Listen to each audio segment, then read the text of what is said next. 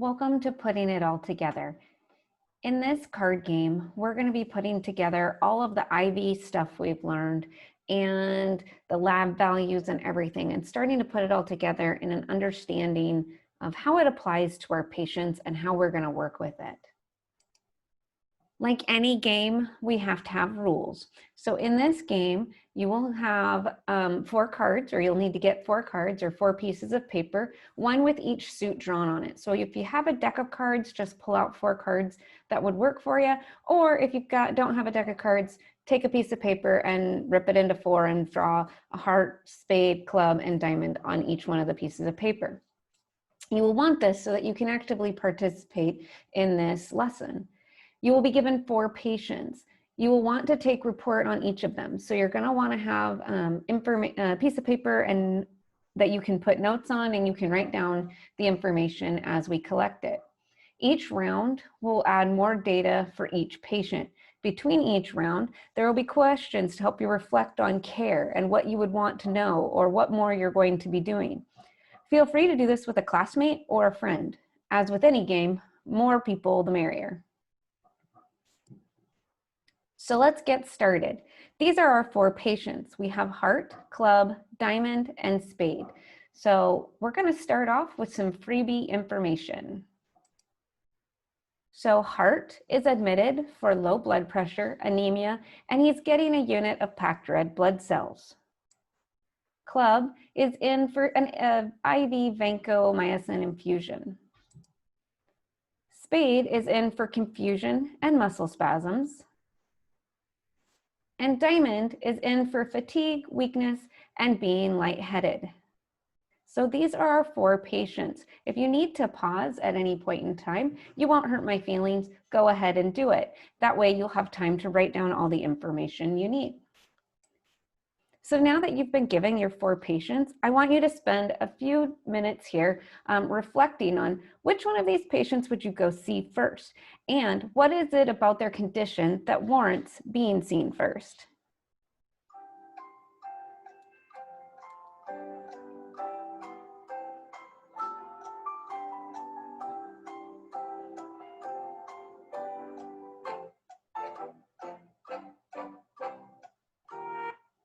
All right, so hopefully you've put your cards in order of who you would go see first to maybe who you would go see last.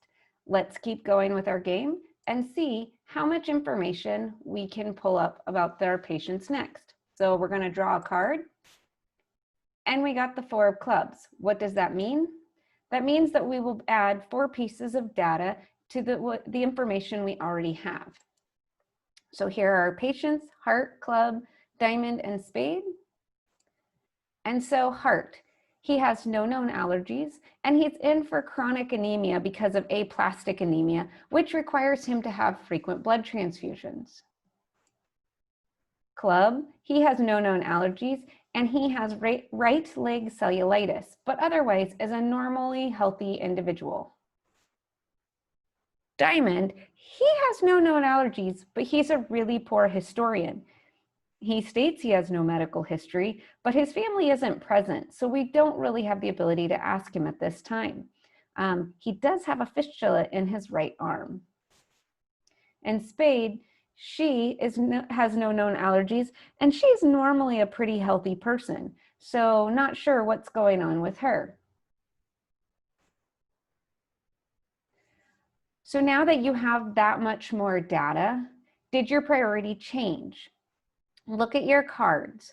Who are you putting in what order? If you need to pause the video to make sure that you get time to write down everything, or you need to look up something like maybe aplastic anemia, feel free to go ahead.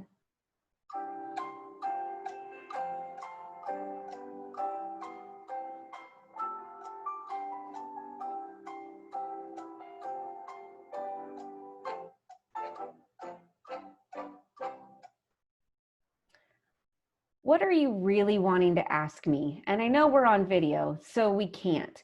But if you want to, off to the side, go ahead and write down what kinds of questions would you ask if you were getting a report on these patients? What more information do you really want to know? Let's draw our next card. a 7 of hearts. That means we'll get 7 more pieces of data on our patients. So let's see where we're going to start. Let's get some vital signs on each of them. So heart, we have a temperature of 102.3 Fahrenheit. We have a heart rate of 122, a respiratory rate of 20, an oxygen saturation of 96% on room air, and a blood pressure of 96/56. Club, our next set of vitals, is a temp of 99.5, a heart rate of 98, a respiratory rate of 18, an O2 saturation of 96 on room air, and a blood pressure of 118/65. Diamond's vital signs are a temp of 98.4, a heart rate of 82, a respiratory rate of 18, an oxygen saturation of 94% on room air, and a blood pressure of 167/87. And Spade, her temp is 99.1, a heart rate of 110, respiratory rate of 18, oxygen saturation of 93% on room air, and her blood pressure is 110/56. Just thinking about the vital signs that you've received, does your order change at all? Look at your cards that you have laid out. Did you change them based on the vital signs, or is something making you more curious that we need to dig into? So we had drawn a 7. That means we get 3 more pieces of information. So let's do some assessment data. We have heart is alert and oriented. He is got a pulse that's regular and palpable but fast. He's pale and sweaty. He's rubbing his back, his flank area. He's rating his pain at a 7 out of 10. He said, when I peed last, my urine was pretty dark. His lungs are clear. He has a dry, non-productive cough, and he has no edema. Club. He's alert and oriented ×3, follows commands. He's strong and equal. Complains of pain at the IV site, and it's a little bit swollen. His lungs are clear throughout. His unlabored and regular breathing. His pulses are palpable ×4, and his heartbeat is strong and regular. And Diamond, he is alert but confused. He's pleasant and able to follow commands. His heart is muffled and irregular. His radial pulses are bounding. His pedal pulses are hard to feel due to his 3+ edema in his feet and ankles. And his lungs have some crackles and are diminished throughout. So this was our data that we got, 7 pieces of data according to what our card allowed us. So going now, if you need to pause again to write down all of this information, sure, feel free. You're not going to hurt my feelings.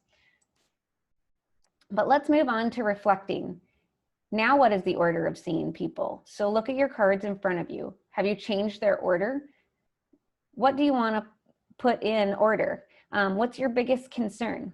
What are you really wanting to ask that you can't right now?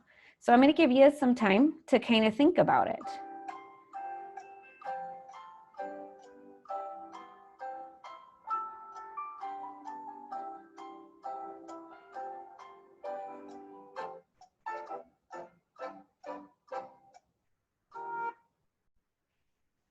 All right, welcome back. What are you thinking? What are you worried about? Which one of these patients had some concerning data in their assessment? Are crackles in the lung concerning? What about an IV site that's getting swollen? Or what about some flank pain? What information would you want to be able to compare some of your information to? Let's see what our next number is for getting more information and more data on these patients. Oh, we got a 5. So we will get 5 more pieces of data on our patients. So let's start. Well, we didn't get an assessment on Spade, so let's do an assessment on her. She's not able to track a conversation. She has inappropriate word choices, delayed responses to commands, twitchy muscles. Her lungs are clear, her heart rate is regular by apical, and her pulses are all palpable. Does that change, knowing her assessment data compared to everybody else's, does that change who you're going to go see first? Did you have Spade first, or was she last? So something to think about as you're looking at and comparing the data that you've got with everyone else. So let's start with some labs. So heart, we've got a hemoglobin of 6.5 with a hematocrit of 18, a white blood cell count of 5, sodium of 139, a potassium of 3.8, and a BUN of 18, and a creatinine of 0.9. What of these lab values is normal?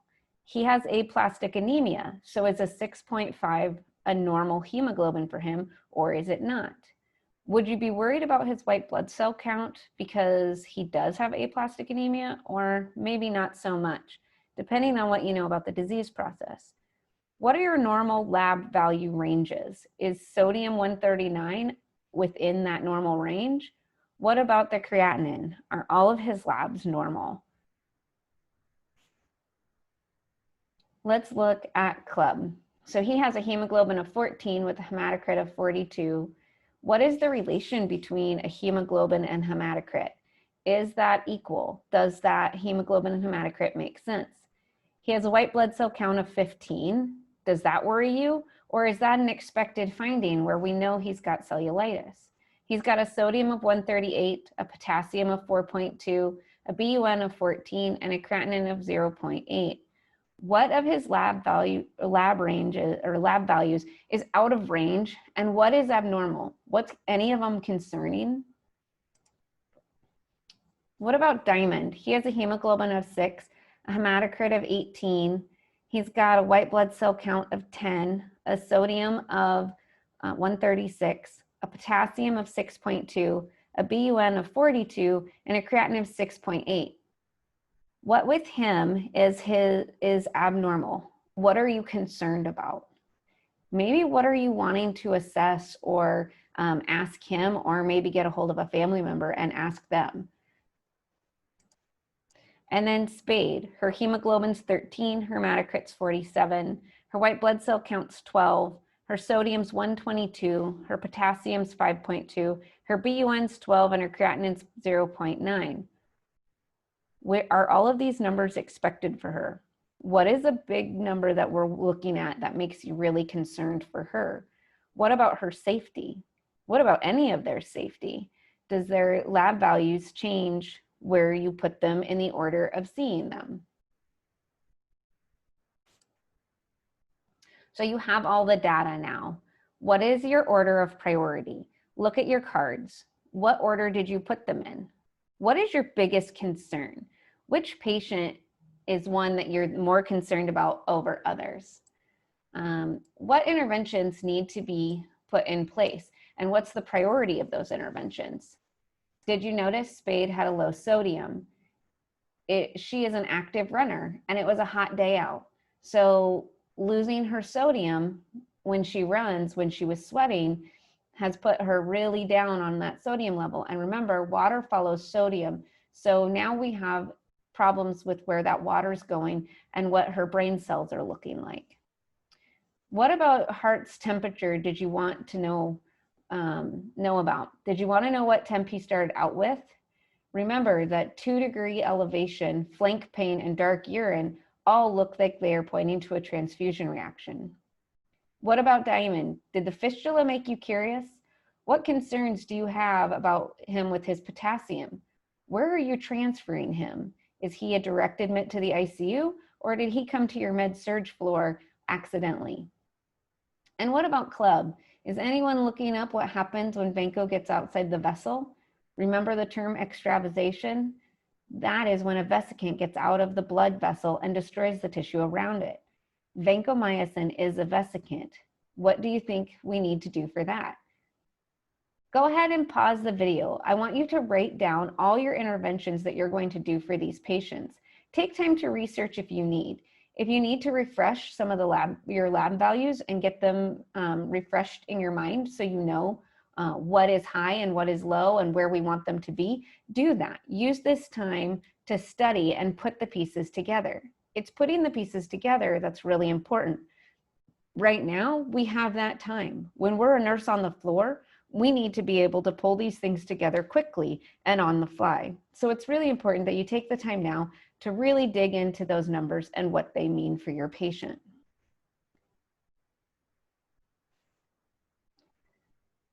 So let's talk about the interventions, because that's the really important part of what we're going to have to do for some of these patients. So with heart, we're worried about him having a blood transfusion reaction. It is within the LPN scope to stop the blood. Now, you can't necessarily do anything beyond that piece of it, but you can stop the blood, get help, and follow the policy. Blood reaction policies are pretty long. They're pretty extensive. That blood is usually going to get clamped off and sent down to the blood bank to make sure that there isn't something wrong with the blood. Maybe they mismatch something on their end. They're also going to be drawing blood from him and checking what's going on. What happens when people have a transfusion reaction is their body all of a sudden decides they don't like that blood that's coming in, and so they start chopping it, like it starts having lysis, or where it chops it all up. That's why they get that really dark urine, is that's the blood kind of coming out after it's been all broken up. It's an overreaction. We can prevent some of this by giving people Tylenol and Benadryl prior to them having a blood transfusion, but that's called a pre-treat, and sometimes we pre-treat and sometimes we don't. With him, I would want to have known where his temperature started. If he had already come in with 102 temperature or 101 temperature, then I'm probably not too concerned with that part of the data. Although the back pain and the urine turning dark colors would make me very concerned. A hemoglobin of 6.5 is never a good hemoglobin.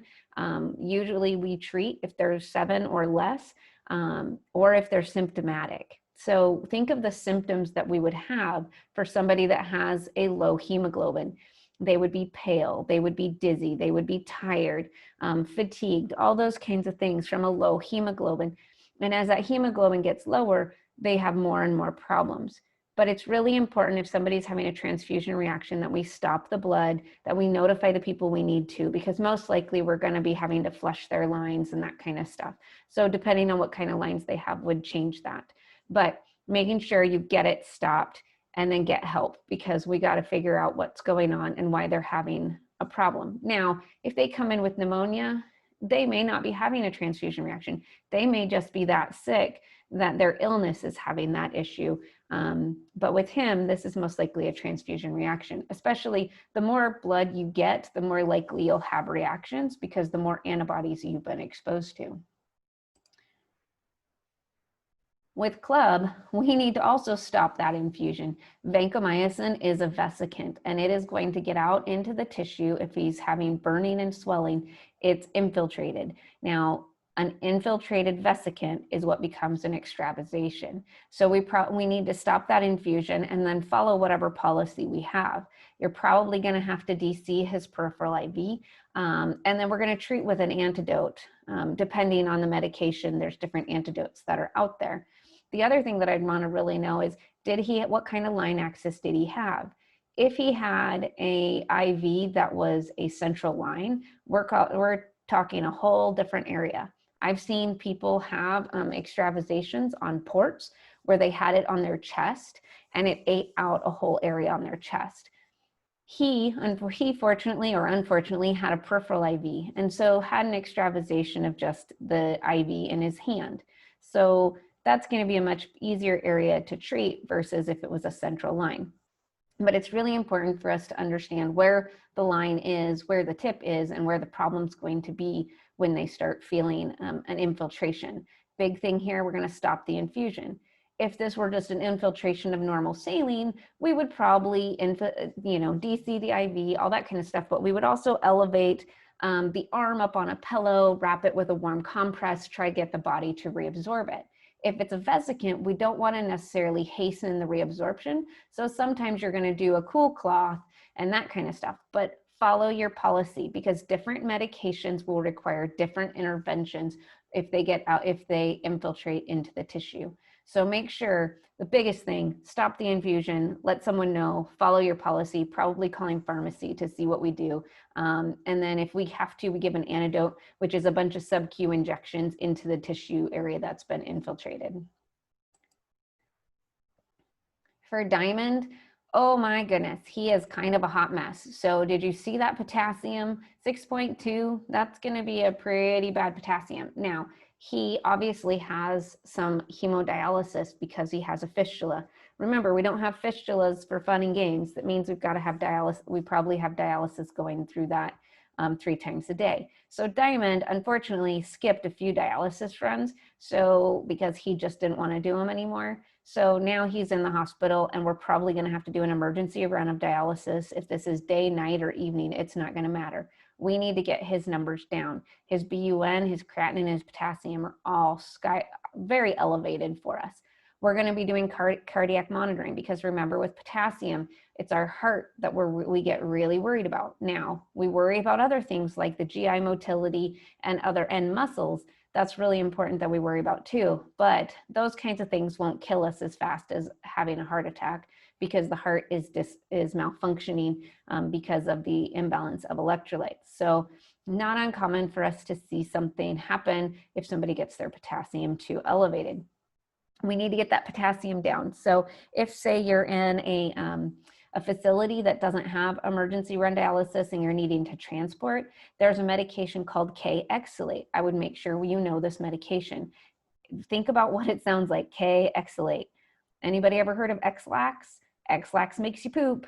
K-Exolate does the same thing, but it pulls out the potassium in your GI tract and makes you have diarrhea. So we would need to make sure that we're educating Diamond here. If we're giving him K-Exolate, we need to make sure that we're going to educate him that he's probably going to be going to the bathroom a lot and needs to probably let us know because he is definitely unstable with that lightheadedness and weakness. So cardiac monitoring for anybody that has issues with potassium. We're probably doing an emergency run of dialysis, especially with that creatinine so high and the dialysis and the potassium so high. And we're going to need to give him stuff to get down that fluid. So you might see us do some hydration, even though we know he was fluid overloaded by his hematocrit and by his edema and crackles in the lungs. He definitely had some fluid overload. But remember, that fluid is definitely interstitial and third spacing. So we need to get that fluid back into the vascular space so we can get it out. But yeah, he's going to be a hot mess and definitely be in the hospital for a while. And then Spade, we need to hydrate her slowly with electrolytes.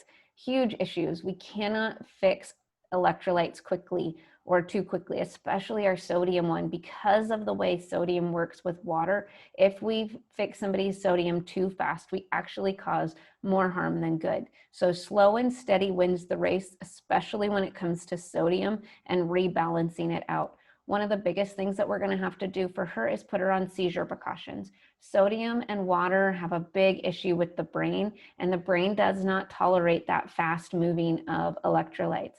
So make sure that you're really paying attention to which electrolytes are imbalanced and what do we have to do to get them balanced again.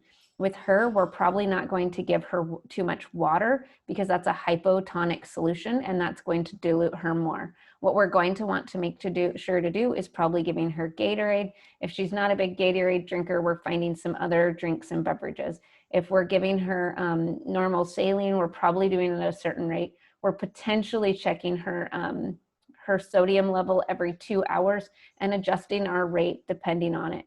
Because sodium, like I said, she was 122. We would not want to bring her up too fast.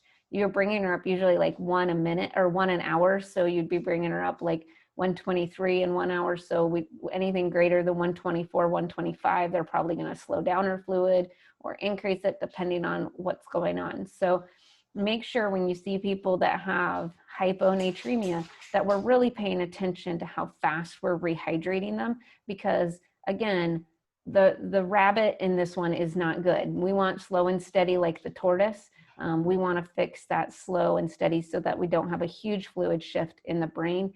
The brain gets a little cranky when it has a huge fluid shift. Hopefully this helps you figure out how to balance all these different things that can happen with IV therapy. We give blood. Remember, LPN scope with blood is to be a second check. You can definitely stop the blood. You can monitor. You can do all that kind of stuff. You just can't initiate the blood transfusion. When it comes to IVs, peripheral IVs, you can pretty much do anything except for those 5 categories of drugs that we cannot infuse. And so just know that you're still watching and assessing. Our patient with potassium elevated and our creatinine elevated, that patient's probably getting transferred to the unit. I'm not going to stay on your med surge floor for very long. So make sure you're paying attention to that. And then our sodium patient, we're making sure we're hydrating slowly, assessing frequently. Probably not somebody an LPN is going to have, but definitely somebody an LPN will see. When you're working in the clinic, you'll have those farmers come in that have been in those hot fields. We've all been around on those Nebraska days and how hot it gets. So it's not uncommon to see people that have low sodium levels. And that's why they take salt tablets and eat crackers and stuff like that when they're out in the field. It's really important that our sodium balance stays within that normal range. If you have any questions, let me know. Hopefully this was a fun way to start putting all this information together. I know it's a lot. I know you can do it. We'll keep working and we'll keep growing together.